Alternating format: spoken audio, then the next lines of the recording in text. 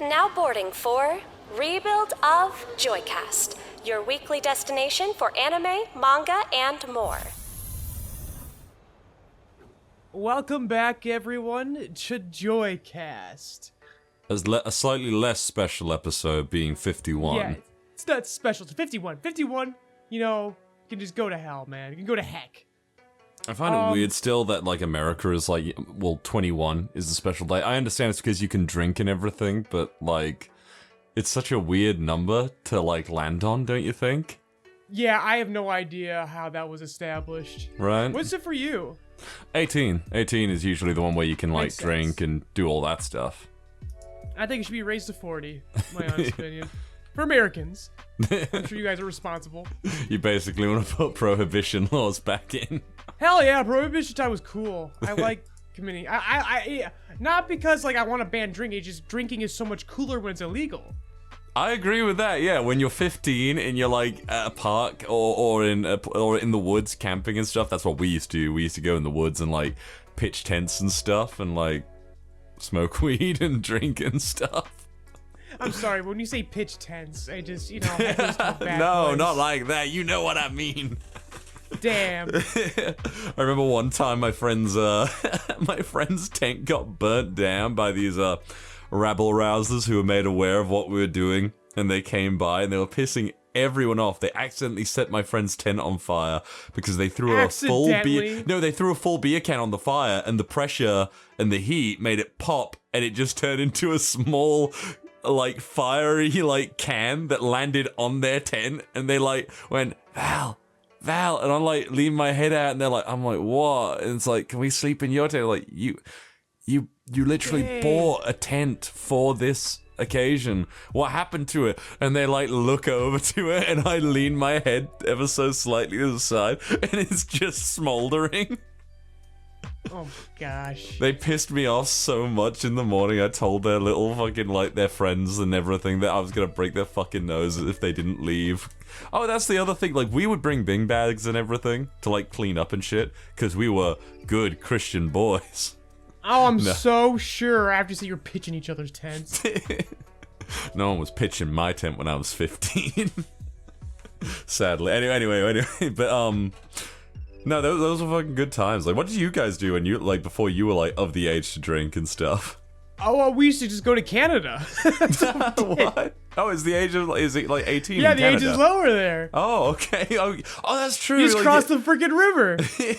That's cool. I guess that's kind of like, I mean, Wales is basically Shout the out same. to Windsor, South Detroit. all of our like little countries around us, like, yeah, Scotland, Ireland, I mean, Ireland's a fucking island, Wales and stuff. Well, I don't live nearly close enough, but we're all pretty much the same when it comes down to, like, drinking laws and stuff. I'm pretty sure, Makes at least. sense. But, So- you know, reeling it back into, like, so our big 50th was last week, and to celebrate, we brought back our game Manga Rochambeau. But, what happens is, this is a show, like a little game we started during Saturday Jump, where people could actually watch us play rock, paper, scissors, and whoever won has to recommend the other a manga or an anime to watch. And we got really into the topic of Western comics last week, so you ended up just suggesting to me The Boys. Indeed. Yeah, so you warned me, everyone warned me, everyone in the comments warned me. I already knew. I know you knew. I was just more really curious, because so for me, I was trying to pick apart what actually works. What did the TV show see in this?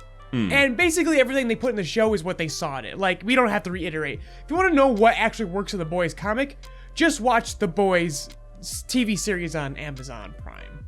Because you'll see what works. Because the comic, my god, I didn't know when this comic came out. I didn't think it was that long ago. Nope. But the moment I saw the art and the opening pages, I'm like, yeah, this was early 2000s. This is when American comic book artists or Western comic artists were writers and artists were their most mentally fucking ill. This is early 2000s shock value for the sake of shock value. And there's little value to it. It's How just far did you get? miserable.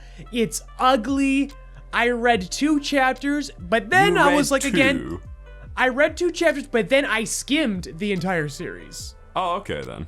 Because I was still curious. Because I'm like, all right, what are the differences? What is this all amounting to? And it's fascinating, but that is a miserable read. I kind of wanted you to at least get through. I wanted you to get to the bit with the gay superhero murder. I don't think I even got close. No, you did. If you read the entire series, you did. It is a Well, story. like I said, I jumped around. More of my focus came into the last chapters 60 through 72. I think is its total chapter count. Something like that. Yeah. So more of my focus went towards the ending, and kind of seeing how who's the main bad guy? Technically Homelander, but you could say that Butcher is the final antagonist. But yes. So yeah, just looking at that, and I'm like, I don't have to see what works because there's already an adaptation of this that definitely put on print what works. I felt like some of the additions they made to things and changes were kind of bullshit. I think in if you want the purity of the original comic, yes, I think that the TV series is a bastardization of its original intent. But I think the TV show is just better. So he gets away with that. Yeah. But yes, I think the TV show fucking sanitizes the fuck out of this. Oh, no, it 100% does. That's why I was kind of disappointed. If someone said that was a bad thing, I'd go, from the perspective, I would get it. I understand. If someone really hates the TV series compared to the comic, I would get it because I would know what their comic book tastes are. I'll say this. I don't really hate the TV show, but I watched 1 season and I was kind of bored. And I guess that's because I've been very much of the It's like Game of Thrones. Angle. It's like Game of Thrones for me. I'm not ever salivating over this show. When it shows up, I am delighted. And I watch it, and then I'm done, and I don't think about it again until the next season. See, I like the Boys comic book, and I've been very much thinking about a lot of media from this angle, because I'm really tired of things being made for a universal audience, and I understand that that is what people want. They want things like Star Wars, like other big Marvel or something, and I'm kind of like, I've gotten to a point where I'm like, this is just for everyone, so much to the point where there's really nothing all that special about it. I agree. And that's why I am more attached to the... I've already talked about this. I, as a young man in 2008, was reading The Boys. I was in high school. I was 13 or something. 13, 12-ish. And I was really taken aback by just how, graphic it was. And I love that stuff. But when I reread it about... during COVID, during the pandemic, I think, I sat down, I reread the whole thing, and even an additional chapter, a couple chapters that they made set after The Boys, where it's about Huey reading Butcher's diary and coming to understand the man that Butcher was, or why he is the way he is. There was one story that really stuck out to me, and it was the story where a gay superhero, I believe, a gay person gets murdered by a superhero, and there's this whole back and forth where Butcher is being inappropriate. He's calling them fairies, pansies, the F word and everything. And Huey's like, Butcher, you can't call them that. It's a different time and stuff. He was like, what? I don't give a shit, and they probably don't either. Who am I to them? And but then it comes to a scene where Butcher takes Huey to a gay bar, I believe, where Huey is irrationally uncomfortable around the people, and Butcher's just doing his thing. He's running interviews, he's asking about the victim, who he was to people, and everything, because it turns out in the end a superhero murdered him, and he was fanboying over this superhero, and the superhero was kind of grossed out by him because he's I'm not fucking gay and shit like that, and threw him off a freaking roof or something and killed him. But there's a bit where one of the gay guys just so much as touches Huey, who's been all oh, you can't say these things, Butcher. And he's like, oh, don't fucking touch me. And Butcher's just like, Huey, what is your fucking problem in there? He's like, oh, well, I just don't like him touching me. It's like, Huey, they're just people. It doesn't matter if I say things. It matters if you feel uncomfortable around them, though. That's what's wrong with you. And I remember thinking, yeah, I like that, actually. Obviously, it's not good to, like, fucking insult people and call people shit. But I was like, yeah, that's the kind of difference that I feel like makes up people nowadays, really, where it's like, obviously, your true intentions and actions speak louder than anything that you can just say about someone. Did that make sense, Ivan? Oh, it makes perfect sense. Yeah. So that's just a bit that I was like hoping you would get to, because I do think there's like... I know you get fired up, and I know those merits are in there. Again, like... There's also like a trans TV character, series pulls out actually. its best bits. If you probably saw them when Huey goes back to Scotland when you're skimming, there's a childhood friend character that when Huey goes back to Scotland on his like sabbatical leave because he's like so traumatized, I think, by the Hero-gasm arc, where he gets sexually assaulted by a Black Noir in the sewers while they're trying to like get dirt on all the superheroes. He like comes across his like, you know, brick shit house of a friend, and they're like in the process of transitioning and dressing up as a woman and stuff like that, and he's kind of like having to get used to that for a bit. And I believe they're like the maid of honor in like the next book and everything. It's one of those things where it's like, yeah, it's got a lot of aspects, and like you said, definitely shock value. For shock value's sake. But there's definitely stuff that works again, and that's the reason. Like again, the TV. If you had shown me this series before the TV series was even fucking announced, I'm like, there's no way they'd make a fucking series out of this. Agreed. But skimming it and seeing what the TV series did pick up out of it, I go, okay, there was merits in here. I just could not last after the first opening 10 chapters. I know, but I'm like, this is already too much for me. It wasn't spiteful of me. It was maybe mean of me because I was like... No, it was not. It was fascinating. No, I always like your recommendations. I wanted to... It's like NHK where I'm like, he might like aspects of this, but it's probably gonna fucking push some buttons with him. But, Exactly. I don't know, though. I think I would describe The Boys as, it's sort of like Berserk, and hear me out when I say that. I don't mean it's like Berserk in terms of like characterization or anything like that, but I mean in how, say, Berserk puts you at like the bottom of this grimy ass well, and it just seems like there is nothing good to come. But there are these little aspects of hope and like being a better person, even though life is so grey and Berserk's fucking filthy. awesome for that. It is, and I think The Boys does something similar to that. One of my favorite bits in The Boys is the Super Duper arc, which I'm guessing you skimmed through as well. There's a character called Malchemical, and he is like, because the whole concept of The Boys, as you know, is, and everyone knows, superheroes are dickheads. And the comic actually does do a bit about good superheroes. And they are a special needs team of superheroes who all have their own hang-ups and problems. One has Tourette's, one's like incredibly obese. I think one has like a really weird PTSD thing about being suffocated under her fat grandmother's giant grandma pants.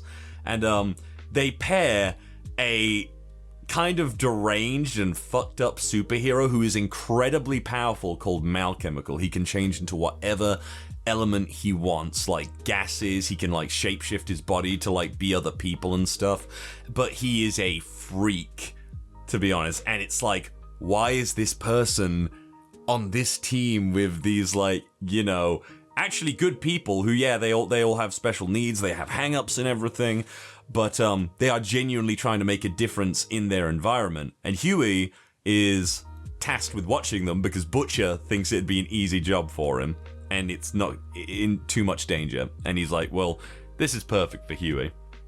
And Malchemical tries to SA one of the members and like starts really fucking with them, hurting them and everything.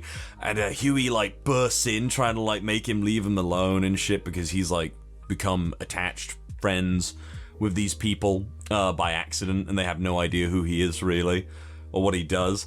and he gets absolutely brutalized by this hero, and Butcher just like, he like turns into a noxious gas, and Butcher just like sets him on fire and burns him to death, basically. And it's one of my favorite bits that I always remember in the comic. And Butcher is like just in like rage mode because he fucking hates all superheroes and anyone with superpowers, really.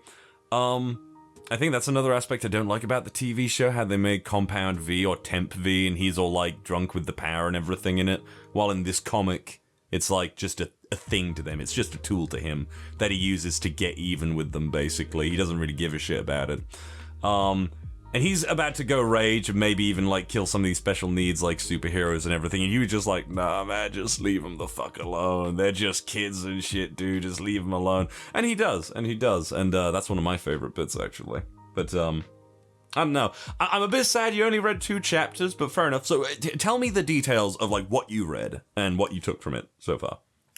Well, basically, as I said, like, I didn't have to look at the publishing date to know when this came out. This is post 9/11 shock value for the sake of shock value. 2006, yeah. The motherfucker, Billy the Butcher in this series opens with, literally enters a room to go talk to a fucking politician and fucks her right in the ass.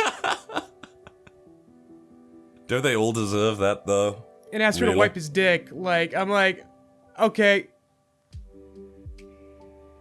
I get it. Like, I get it's like we're just grabbing for attention. Like I said, there's some beautiful moments in this series, and to me, it reads as a lack of confidence in your material. We're like, all right, I'm losing people's attention. I disagree with that. I think it comes from Garth Ennis' pure hatred for American politics. Or it's the other side of the coin too, where it's like he's playing a fucking game. We're like, no, I don't want you to read this series. I want to weed out the fucking weak here. And if that's the case too, all power to him. Oh yeah, that's like what Goblin Slayer. I know you didn't like Goblin Slayer. I really liked Goblin Slayer. I liked the Goblin Slayer fucking manga. Oh yeah, I know you hate I just don't like the anime. I agree with you on the first episode. I think the anime takes the whereas the boys TV series, it definitely over sanitizes. But it also takes some of the best aspects of that series and puts it on into the series. Goblin Slayer takes all the wrong ideas. I don't know. It goes, I thought... people just love the goblins raping people. That's what they liked. It's like, no, we liked him beating the shit out of those goblins. No, that's why they only did it in the first episode. Like it is one of those things. Weed out the goblin fucking winks at the camera. None of that shit. Come on. But then you are immensely satisfied when Goblin Slayer like strangles a hobgoblin with like elven hair and stuff like that, and watch the blood come out of his eyes and shit. I'm really looking forward to Goblin Slayer Season 2. I hope the new studio aren't bad or anything, because I've been looking forward to that season. I hope so too. I think Goblin Slayer deserves. I think Goblin Slayer is actually really fucking. It's brilliant at simplicity. It's brilliant at simplicity. Like this one isn't trying to be Berserk. It's not trying to be. But it definitely preys upon your fucking love of Berserk. The characters don't even have fucking names in Goblin Slayer. I know, and I like that. I like that. Like you're a priestess. You're the cleric. You're the mage. I like that. It's implied that it's very gamified. It's implied that they are. Well, that's the whole thing with Goblin Slayer. It's very much implied to be a game of D&D between friends. Yes, I like that. I love that aspect. The laziest group of D&D players who like don't give a shit about naming their characters or anything. You say that like, I mean, obviously the average D&D group will at least name their characters, but don't pretend like the average D&D group doesn't do the most basic shit. Oh no, absolutely. And fucking complains when you break the book. We're spoiled. You and I are spoiled. We are spoiled. Freddy went above and beyond for us sometimes. Again, like I played the Peo as well. If you're watching this, we know sometimes you had like weeks where you just couldn't plan jack shit, so you put us in a goddamn like a fucking maze, basically. We love you, dude. I love Freddy and Peyo's games. Like, we are, all my friends are DMs, and they're all fucking, like, S tier. Like, I am spoiled. When are we getting Freddy or Steena? I love having Steena on the podcast. Where is Steena? Where is the demand for Steena? Steena's working. That's what's going on right now. God damn it, I'm looking forward to... We'll try to get her back next week. Yeah, no, it'd be sick to hear from Steena and everything. It just day job got super busy, but I think it's starting to level out now finally. I want to read more Basara, but I want to save it for if Steena is coming on the podcast. Yeah, maybe. Well, I mean, hit her up a message and say that's what you want to do. Yeah, you're right. I should. I just don't. It's that usual like anxiety where it's like, even though it's messaging people and they can read that message whenever they want, you're just like, oh, what if I'm bothering them? No, you're not. Just one of those things. But is that basically all your thoughts on The Boys though? Anything else in mind? I apologize. I just it's like I said, I fine. saw the TV show. I just wanted to compare. Are we the doing two. Manga Rochambeau today? No, that was just for the special. Like, on another special occasion, we'll do it again. Oh, okay. I was gonna say I would be happy to read something that you'd like me to read, because I just need more stuff to read, honestly. Especially because I will say we're not gonna this, we're not gonna Rochambeau for, but I'm serious. You should absolutely give Roboco a shot. Like I said last week. I watched the newest episode, actually, the one where it's like going to the cinema. Oh, it's still ongoing. Okay, I saw 7 episodes. I thought maybe they just kind of stopped. Yeah, no, they had episode 8. I've been rewatching FullMetal Alchemist Brotherhood. I think I've mentioned that a few times. You have, yeah. Recently, and I gotta say, I still absolutely fucking adore it, and the ending completely melts my heart. I've seen people recently be like, well, at least things don't end like FullMetal Alchemist Brotherhood, where it's all fucking mushy and everyone has an absolutely happy ending, which I agree to some extent. I don't want everything to work out in I agree, everything. but FullMetal Alchemist Brotherhood was like a fucking like fan fiction at one point. What? Well, I would say fan fiction, but like it was fan service. Oh, yeah. I mean, it was Brotherhood. Yeah, wrong was choice of made. words. Fan service is what that one was. In retrospect, I think Brotherhood, or FullMetal Alchemist in general, because it's such a well-done series, obviously, because I know a lot of people skip 2003. I am a ride or die for 2003. I fucking love 2003 so goddamn much. We've done this episode before. We have, yeah. But, I think FullMetal Alchemist Brotherhood is probably an example of basically the same anime being made again in like the quickest time that you have ever seen anything else do it. No other series has done, we did it, we had to go along our own route because it's not finished. Oh, it's done. We are getting right fucking on that. It is being, like, they made it 6 years later. That is a surprisingly short amount of time. Look at Bleach. It's been done since 2016. Was FullMetal Alchemist a weekly anime or was it seasonal? It was a weekly anime, I believe. Okay, That's still pretty good. 2003, same with... Because I mean, you know how closely Naruto followed its fucking manga. Oh, I think yeah. that's the record holder. I mean, we talked about Naruto last week, didn't it? It's good. The Boruto anime has gone on like an indefinite hiatus. Yeah, because they just can't. Like, there's no resources. No. There's no material anymore. There is no creativity in the freaking filler. It seems. I mean, I remember years ago when it was like Naruto and the ninjas come across a ninja ostrich that's aiding them in some bullshit or another.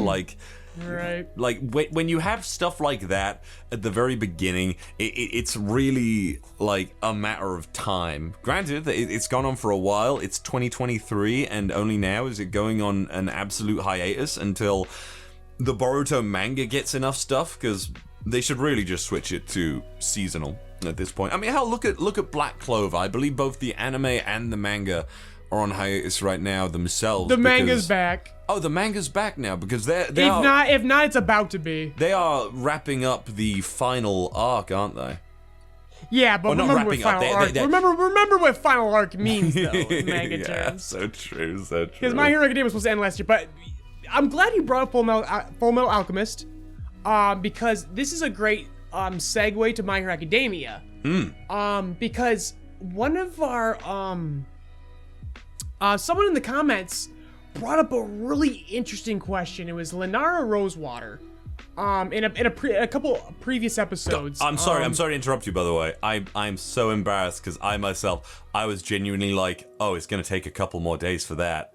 Yomi no Tsugai is out. We'll have to cover that next week. Oh, is it? I dropped the ball. I'm usually on that shit. Okay, yeah, we'll save that for next week. We'll save that for next week. We could have talked about that today, honestly, but I guess it's going into next week where we'll have the trifecta and everything. Yep.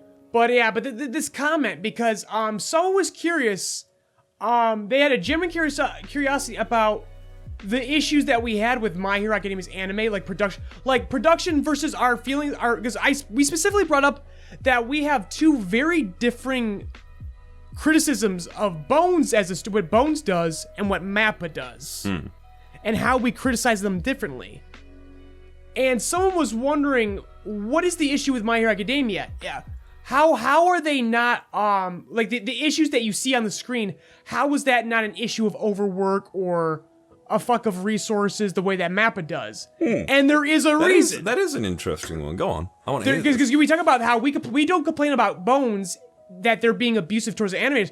The reason why the animation gets cut down is from a lack of abusive animators. It's about being very responsible with their resources, about partitioning them. They never overextend. They set limits, and when those limits are exceeded, that is where the animation stops. And that's just how it is for Bones. And there's a reason for this, as we've discussed with MAPPA, where MAPPA picks up every fucking show on the planet. They headhunt, they outsource.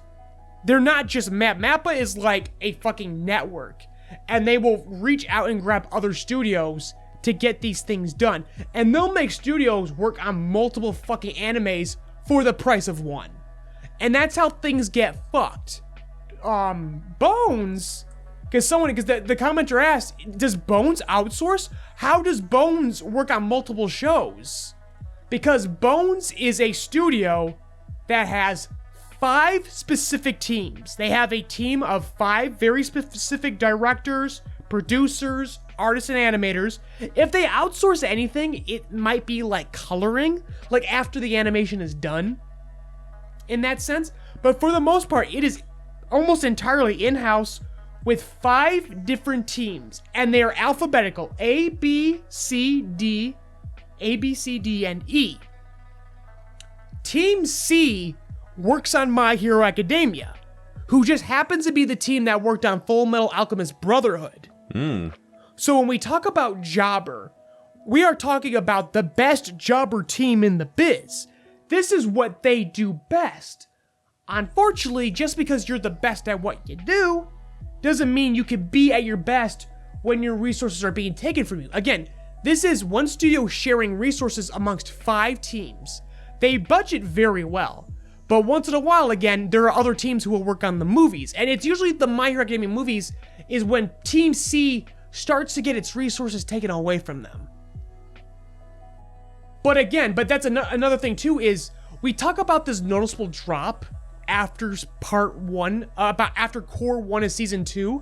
The reason for this is because even though Team C has been running My Hero Academia for the bulk of its lifespan, it was actually Team A that did seasons 1 and half of season 2. Just to correct you on something, I believe there is only A to D studios. I am not seeing an E studio anywhere. They might not have E anymore. They might have swallowed up E then. No, I'm just... The last time that I checked in on them. I'm just looking at the Wikipedia page. I'm not seeing an E as I sift through the stuff, because they have all... And then I might have overextended on this. So it's only... Because that's the reason why I recounted, because even I was unsure of Team E, actually. I kind of talked out of pocket on Team E. You talked yourself into it. Scratch that. There is no Team E. It's A, B, C, and D. And I should mention that this is not in hierarchy. A is not better than D.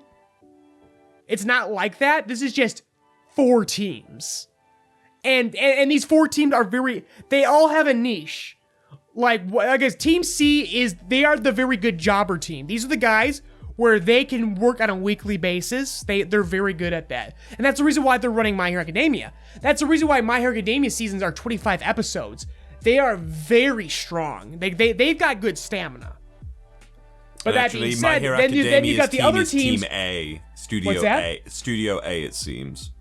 Studio A seems what? Studio A is the team that works on My Hero Academia. Studio D is the one that worked on Brotherhood.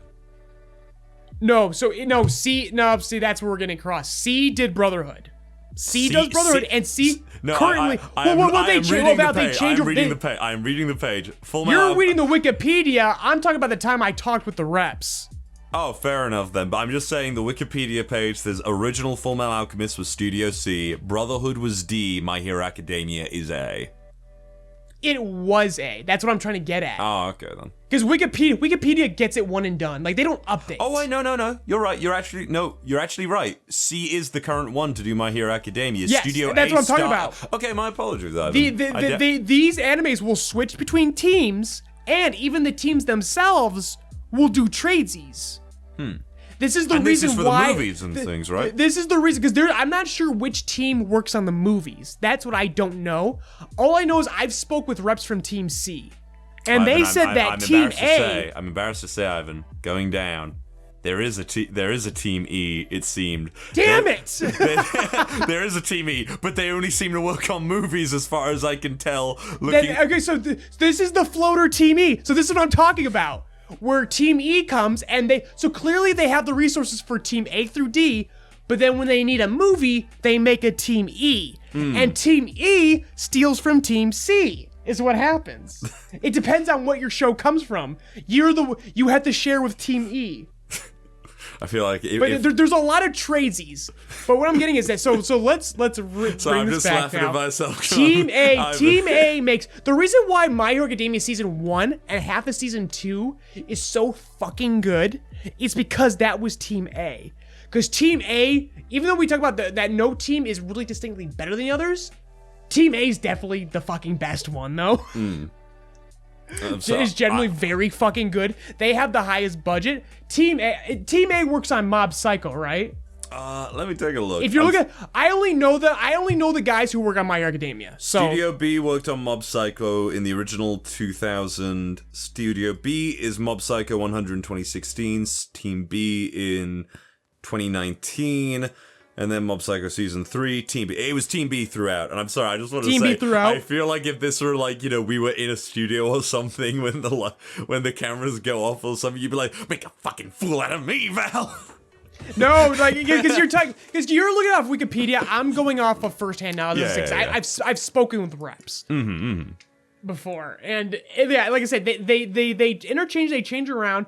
I just know for a fact that Team C is currently doing My Hero Academia because that's who I talk to.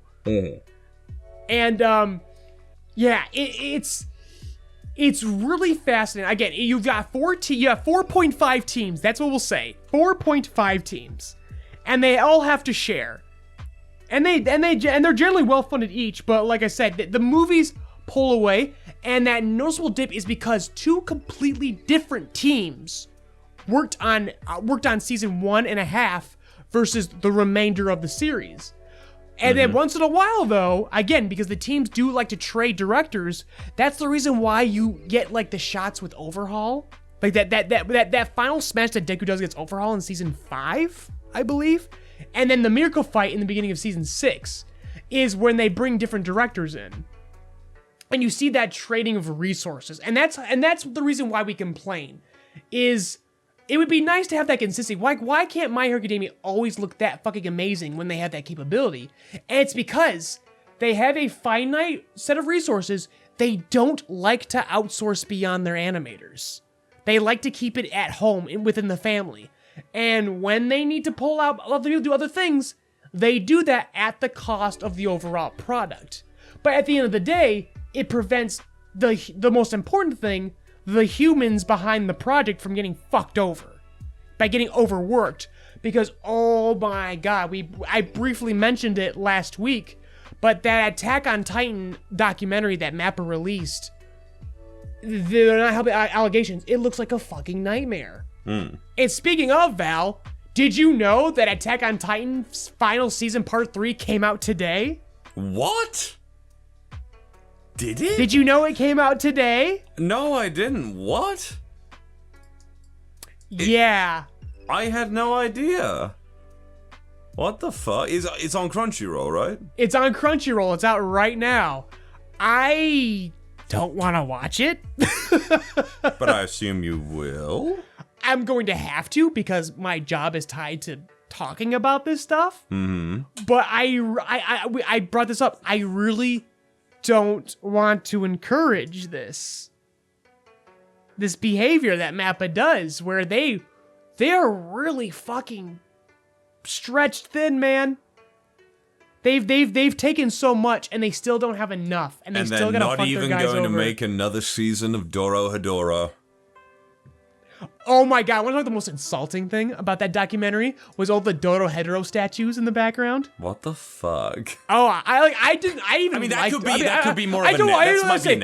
I think Dorohedoro's great. I just wasn't particularly a fan, but if I was a fan, I'd be fucking insulted. I was really into the manga. I was reading a bunch of the manga before the anime came out. But at a certain point where the story really changes in an extreme way and expects you to kind of get attached to these new characters, I actually dropped it. I've been meaning to get back to it for years, but I just haven't for whatever reason.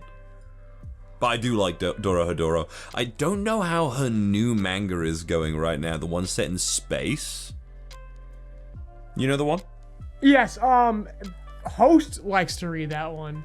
Oh, host, tell us what you think in the thing. I really need to respond he likes more. it. I need to respond more in the comments or something. To be it honest. Looks charming. He shows me a lot of stills. It's very charming. Yo, if anyone ever has any comment or wants to ask me anything about voice acting or anything in the comments, feel free to, and I'll fucking reply. I usually swing by when the episode's done after a day and see who's commented and stuff. So I don't know.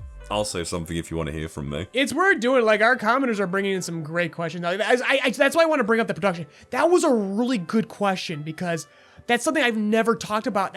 I've never talked about that. The fact that I've talked to fucking reps from fucking Toho. Not for good reasons. I got in trouble one time. The most because of the parody. But then we got cool with each other, and then I was just like, hey, while we're talking, I'm not in trouble anymore. Can I just ask you questions about production? They're like, yeah, shit, why not? I do love your ability to push your luck. That's the reason why they all like quirk. us. Even after they get mad at us, I can always talk us out of shit. But I'm just I'm not in trouble anymore, and I actually, you guys know I generally love you guys. Can I ask you some questions? That is a fantastic question. And they actually appreciate it. That's the reason why they don't fucking bug us anymore. Again, I do remember back when we first started the podcast, or when we were doing Saturday Jump. You were fine with say the 3D Titans and everything. You went, look, it's a good way to let the animators because oh yeah, I don't mind the 3D. I think that's the smart. I think that's the smartest part of MAPPA's production. I think that's actually the best part. The implementation of MAPPA CG. Taking over Attack on Titan. I think those 3D Titans look fucking incredible. They look pretty good. Yeah, I mean, I think they look great, and they put a paper texture filter over them to also help sell it. I actually really like how they handle it. I am just a wit. I have no qualms with at MAPPA's this point. skills. I just love wit at this point, too much. I just feel insulted. Again, it's just because we've discussed this. MAPPA just isn't really a studio anymore. It's a corporation that churns out anime. And then occasionally they get all the fucking good products because they're willing to fucking overbuy for them.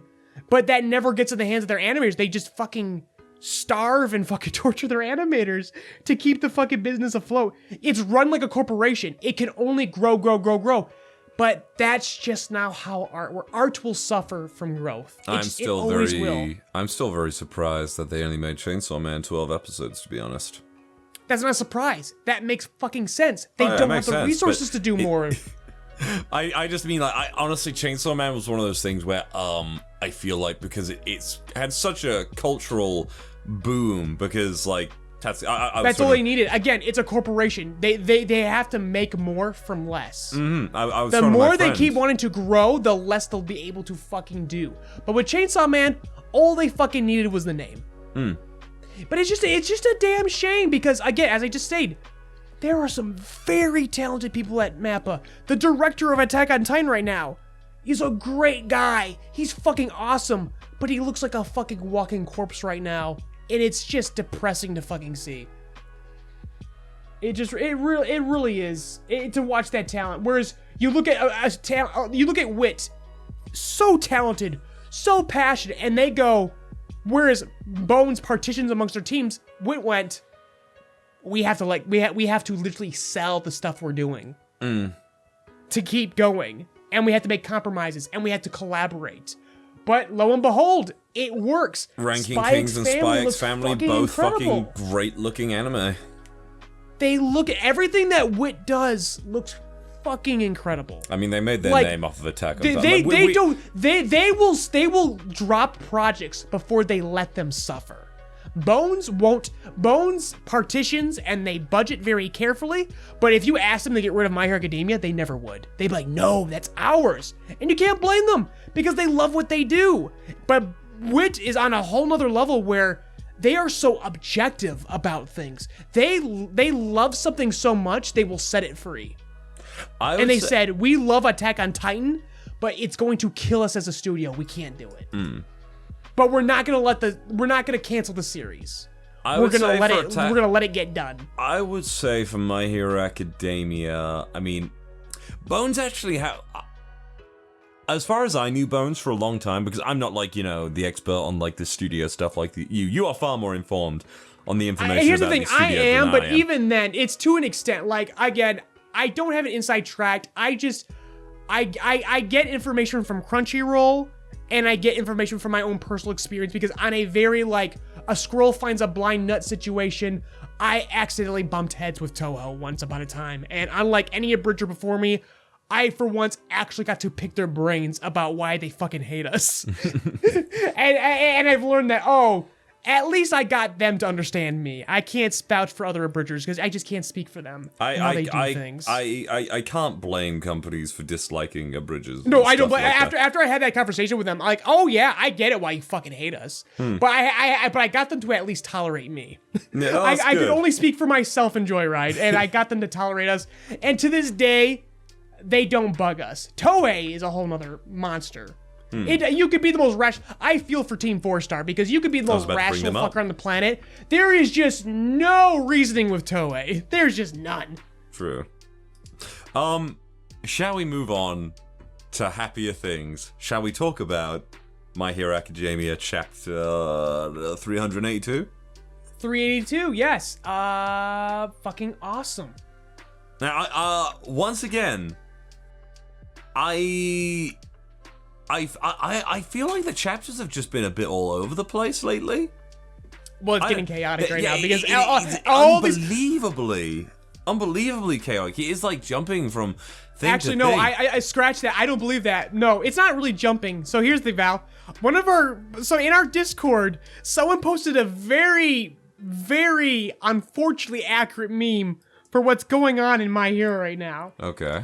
And I brought it up last week that My Hero Academia is very cyclical right now. It's the gotcha moment. It's just nothing but gotcha moments that end and start a chapter. Horikoshi's not entirely all in on what's going on in the middle of his chapters.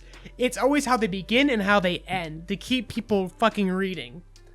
And it's always, oh for 1. Oh, I have the upper hand now, heroes. And then Tokoyami goes, ultimate attack, slap, hits 0 for 1. What does 0 for 1 do in the beginning of the next chapter? He swaps it away. Then someone comes in with their next ultimate attack, and then he swats it away. I've got you now. So you think, we've been doing this cyclically, and this chapter, again, is another prime example of that, because guess what happens?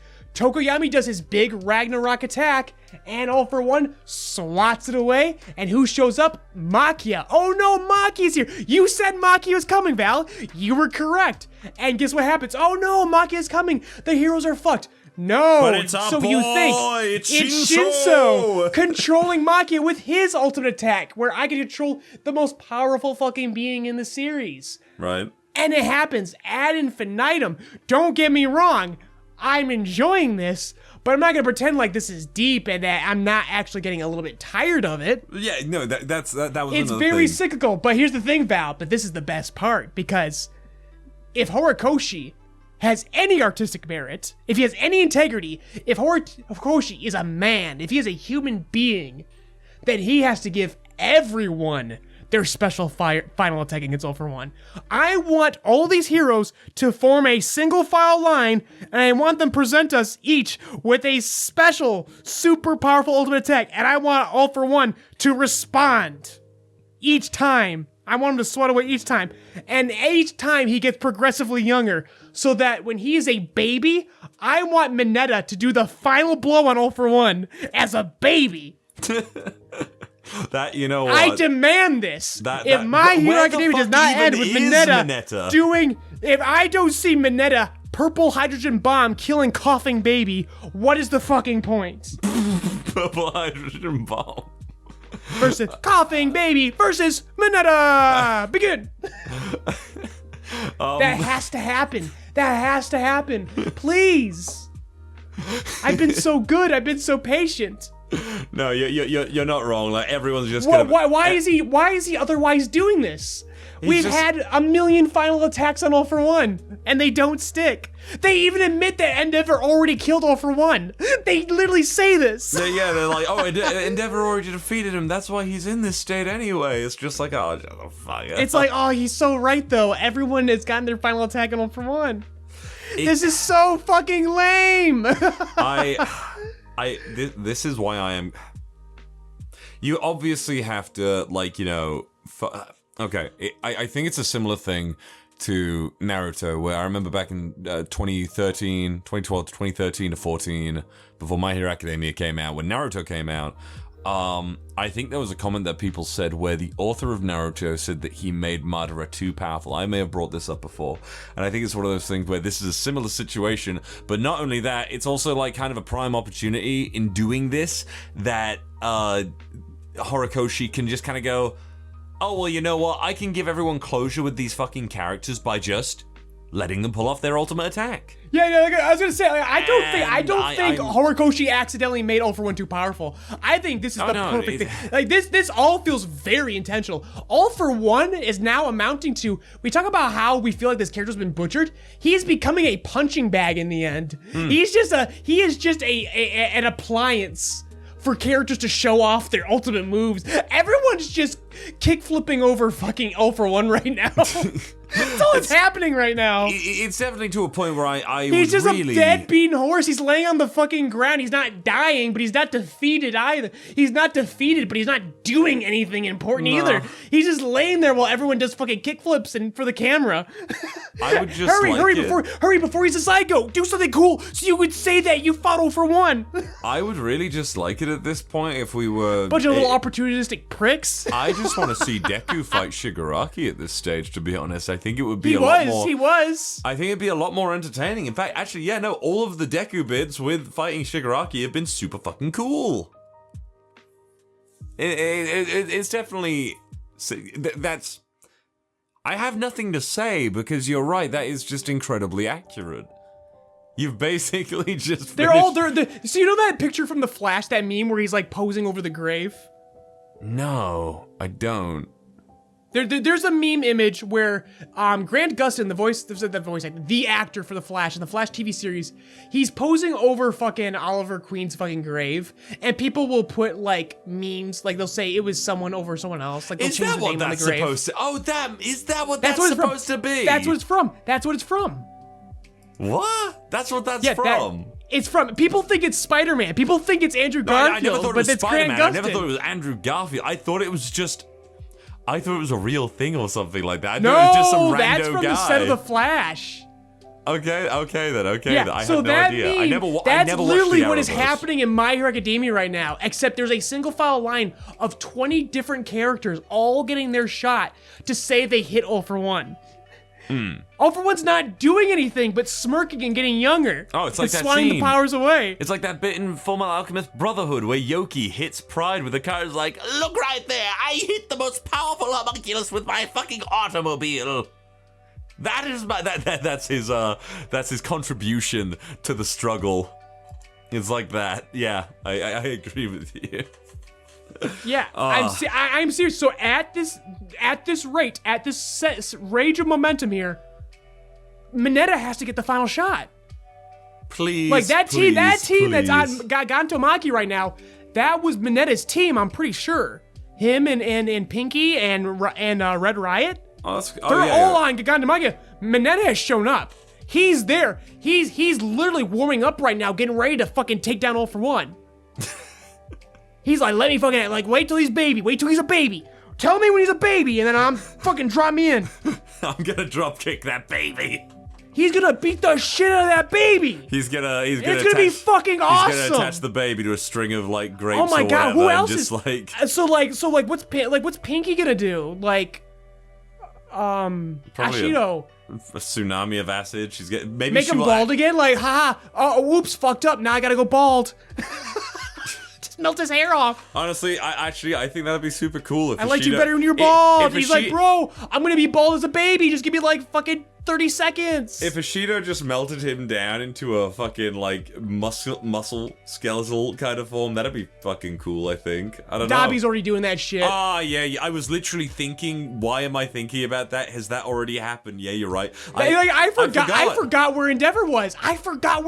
Dude, and they show him he's not chasing it. He's being chased by Dobby. he like fucked off. He's like, no, get away from me, son. Fuck off.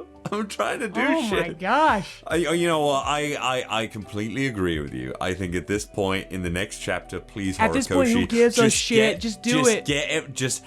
Just one more chapter or something, Horikoshi. All for One should be charging for this shit. Fucking $5 a photo. Dunk on me before I die. Just let everyone in the next chapter, Horikoshi, do their fucking attack. Don't even bother with the build-up. Just let them fucking do it one at a time, and then just fucking get on with the actual story, please, for fuck's sake. It's like a little kissing booth. He's just sitting there like, all right, who wants one? We didn't really cover it, though, but he's a tourist trap. I want to talk about Toga. But we should, because that's the interesting. That's the interesting thing. I know it's supposed to be the interesting. I know it's supposed to be the interesting thing, but I'm kind of wait. No, it is interesting. They over-explain it. That's the problem. They demystify it. Yeah, exactly. Because like, there is nothing to debate here. He like hard magics her power set, which is what I always suspected and always loved. I always liked that out of all the villains. Toga had the hardest fucking rules out of everyone. And it's so cool. The fact that Deku's danger sense can't fucking detect her because she's not perceived as a threat because she loves him. That's so fucking stupid, it's brilliant. No, and here we have the fact that like, she could literally copy anyone's quirk. And it's like, she could copy she could make herself all for one. There could be 2 all for ones, but she can't do it. Because she doesn't give a shit about old him. Man. She doesn't fucking love him. And she's like, but I do love him. No, you don't, bitch. I gotta say, like Toga's learning a lesson. Even Toga's confused, like, I love them. Toga's actually starting to learn what fucking actual love is because of her own fucking hard-ruled power set. This is fucking great. Oh yeah, but I think it's gonna end pretty fucking badly for her because so far none of the villains. And she's panicking, and that's a brilliant shot, by the way, with Ochako, where she can single out fucking Toga. No one can detect Toga but Ochako. Yeah, because Ochako looks for the fucking sad fucks. Ochako's like, I know the pathetic fuckers when I fucking see them, and you see that lone fucking twice in the field having a fucking panic attack. Oh my god, that's such a cool shot. It is very nice. I like the tidal wave of Black Shadow and all the Bubugawaris with the stone, just the mess that's going on. It's super chaotic. In fact, it's the exact same pose. He literally reused the pose. He is going back to close-ups, though. We mentioned a couple chapters back where he's taking shortcuts by not drawing backgrounds. Yeah, he's also doing the twice clone that is Toga is literally like in the exact same spot and everything. Maybe slightly bigger. They look slightly bigger, but he reused like the pose where it's like Toga is just frozen on the battlefield. And I like that, but it's also one of those things where I feel like the whole discussion with Toga, we talked about this a while ago, I think. Toga is kind of done at this point, I feel, and I don't know. I feel like we're at this point, I feel well, like now we're finally really, getting the Toga Ochako fight that we were promised. I don't think we're gonna get a fight. The aquarium. I don't even think we're gonna get a fight, really. We're gonna get a talk down at least. We're getting talk no jutsu. Jin-kun is Bubagawari, or twice, right? Yes, Jin is twice. How is it? Maybe it's because his name sticks out the most to me, like Bubagawari.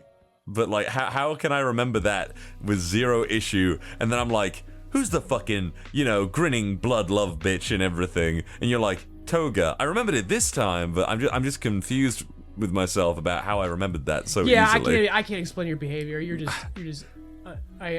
a fucking mess, bro. You were gonna say something else, so you're like, no, that's too mean, I can tell. No, okay. But it was a decent chapter, but that is so fucking accurate. That's all I've got to say about it. Yeah, like, don't get me wrong, this is cool, but that's it. This is all superficially cool. Go back to the Not real that hero of the hasn't been the story, series in a gentle nutshell. criminal or gentle hero now. Well, when Gentle Criminal did it, you actually felt butterflies in your stomach, because this is a guy who fucking developed. Yeah, no, This is a guy that you were meant to fucking, like, a villain. This is the first villain you were made to actually sympathize with. That's true. That's true, actually. Yeah, I gotta say, as someone who's like recently finished Demon Slayer season 2, I am already sick of like the attempt to like overly sympathize all of the fucking demons and stuff. I hope it doesn't keep up like that all the time. The only time it hasn't happened is the movie.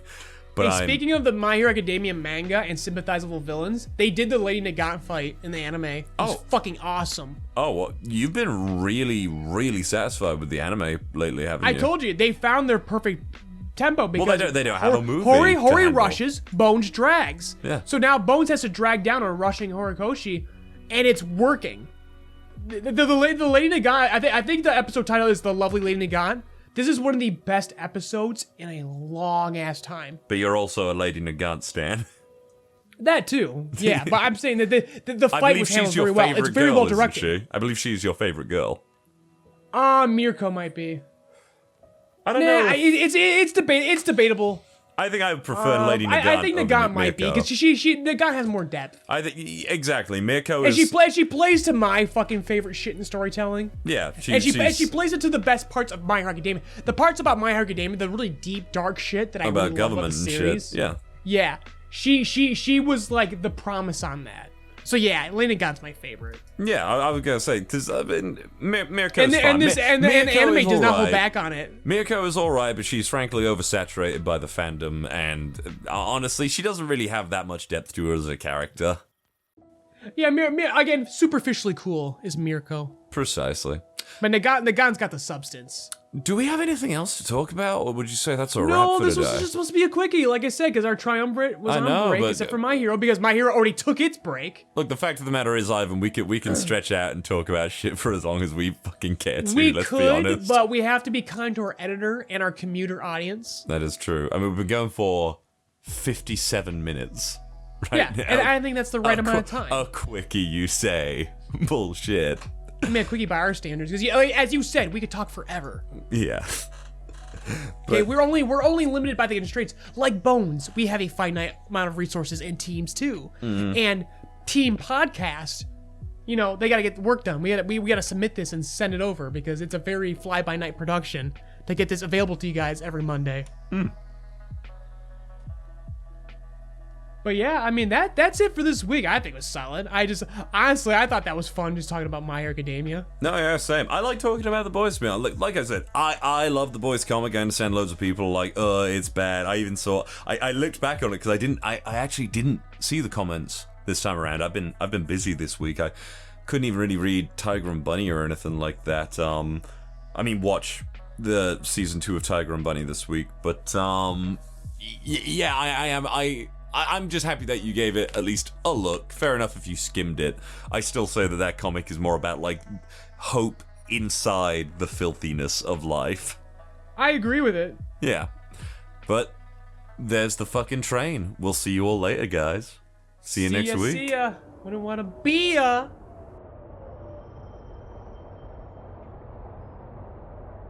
Mind the gap as you exit our podcast safely. Rebuild of Joycast is hosted by Ivan LeRoy and Valentine Stokes. LeRoy's written and directed works can be found on the JoyRide Entertainment YouTube channel and the soon-to-be-released original web manga, Paramedic. Val's dulcet tones can be heard in many of your favorite anime and web series, such as Ruby, Death Battle, Tribe 9, Lackadaisy Cats, and more. This episode was edited by Steena Carey, with YouTube version edited by Cody Rock. Music provided by Lofi Geek. Intro and outro narration by Steena Carey.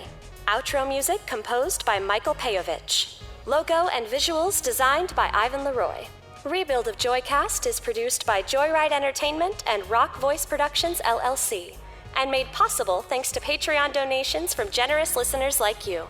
This month's highest-tiered Patreon producers are Mr. Host, Gooner Bear, Mary Bowtie, Hope D. Cruz, and Greg Hughes. If you would like your name shouted out at the end of each podcast, an invite to our private Discord to interact with fans, cast and crew, or early access to all of our content, be sure to check out JoyRide Entertainment's Patreon. Links provided in the description.